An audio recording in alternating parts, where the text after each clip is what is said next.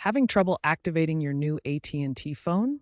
You're not alone. Activation issues are a common frustration for many customers. This section explores the reasons behind activation failures and provides basic troubleshooting steps.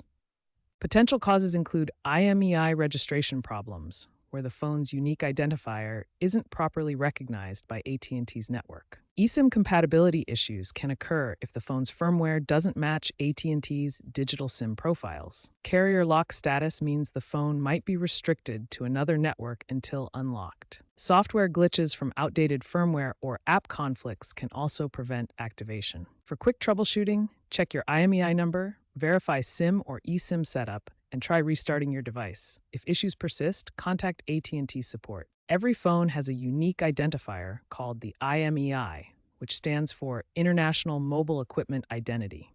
This 15-digit code serves as the phone's fingerprint, allowing AT&T to verify that the device isn't stolen or blocked in their system. Phones connect to networks using SIM technology. Traditional phones require physical SIM cards that you manually insert. These small chips store your account information and allow network access. Modern devices increasingly use eSIM, or embedded SIM, which is built into the phone and activated digitally without needing a physical card.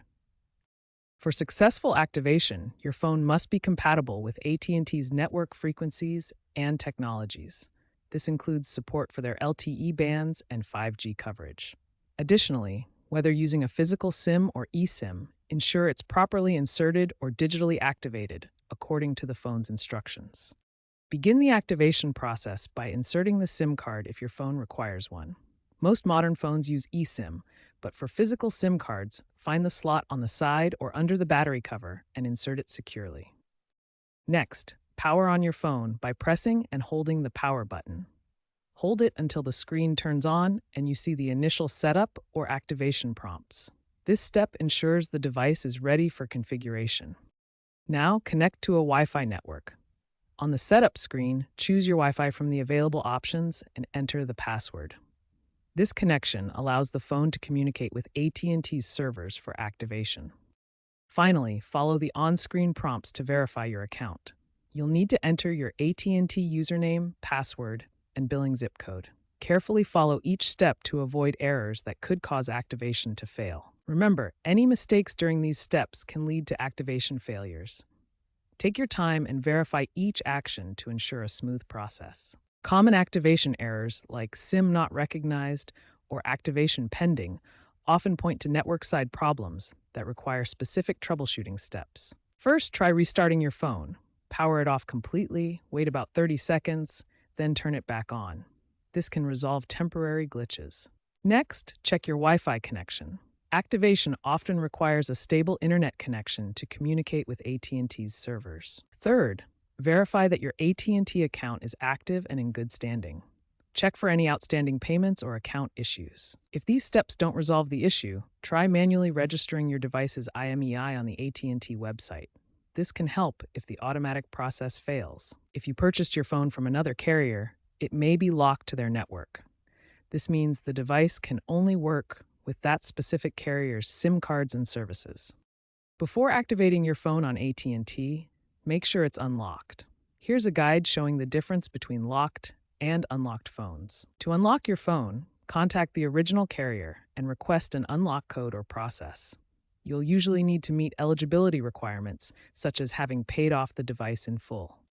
Attempting to activate a locked phone on AT&T will result in failure.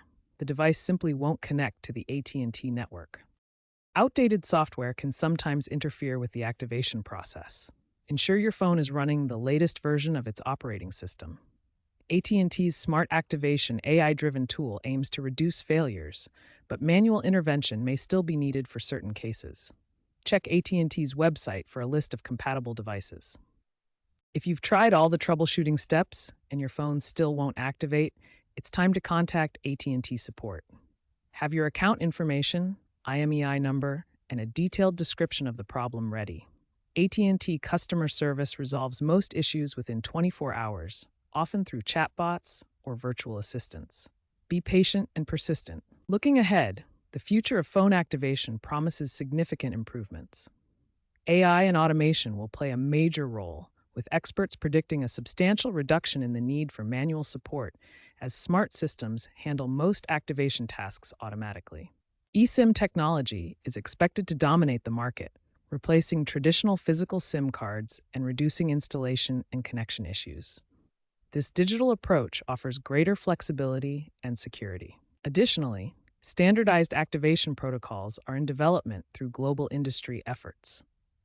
These universal standards could eliminate carrier-specific activation problems, making the process consistent across all networks and devices. Stay informed about these technological advancements to ensure a smoother and more reliable phone activation experience in the coming years.